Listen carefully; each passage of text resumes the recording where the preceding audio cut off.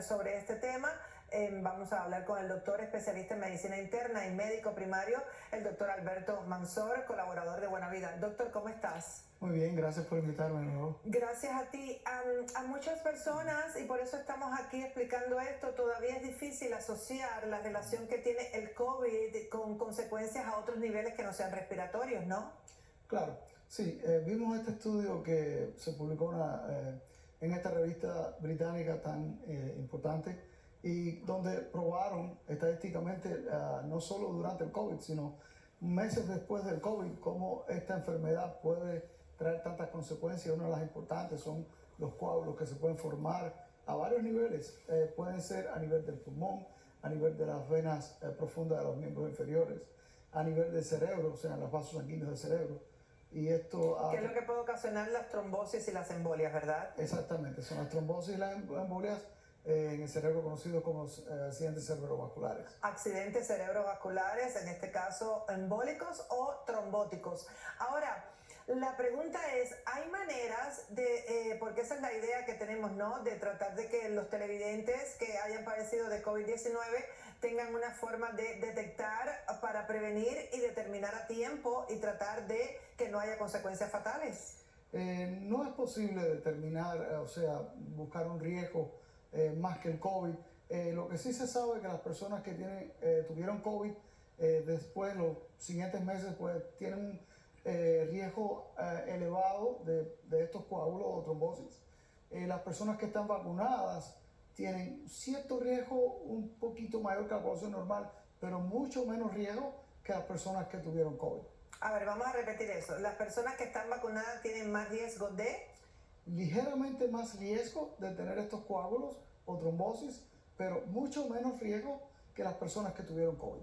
Bueno, ¿y a qué se debe todo esto? O sea, ¿cuál es la relación entre la vacuna, el virus y el riesgo de embolias y trombosis? Sí, muy buena pregunta, porque tiene que ver con entender qué es lo que causa la enfermedad en el COVID. Tanto los coágulos como otros problemas que causa el virus es que, bueno, conocemos los pacientes hipertensos, casi todos conocen los medicamentos que inhiben una enzima que tiene que ver con la regulación de la presión, que se llama la enzima convertidora de angiotensina. Pues esta enzima se encuentra en el endotelio, que es la capa que cubre las arterias y las venas, y en muchos órganos está con mayor frecuencia localizada estos receptores para esta enzima. Pues resulta que el COVID requiere de ese receptor para entrar a la célula y producir el daño, de manera que el daño que el COVID produce en el endotelio de estos, donde está localizada esta enzima, que son órganos como el cerebro, como los riñones, como el intestino, o sea, hay varios órganos, y ahí es donde el COVID hace mayor daño, y al producir ese daño dentro del endotelio, pues se producen coágulos, pero además trastornos de la coagulación. Hay una enfermedad que es la coagulación intravascular diseminada, que casualmente el COVID produce un trastorno de coagulación muy similar a esta enfermedad, y entonces produce coágulos e incluso hemorragias. Si vemos las neumonías, la fisiopatología de la neumonía son microhemorragias que se producen dentro del pulmón, y entonces uno ve los parénquimas bien congestionados, pero es mayormente por las microhemorragias. En el cerebro, perdón, la trombosis del cerebro.